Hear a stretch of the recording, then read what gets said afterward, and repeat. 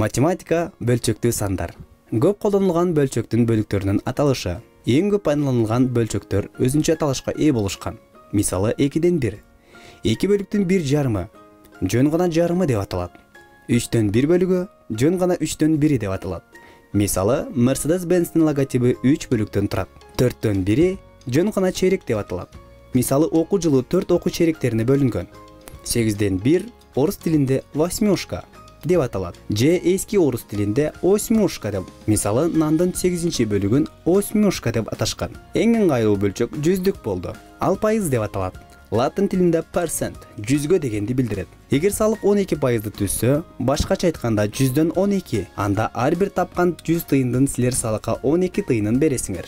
Дайыма кездешчү бөлчөктөрдүн аталышы: жарымы 3дөн 1, чейрек 8дик, пайыз жүзгө 12%.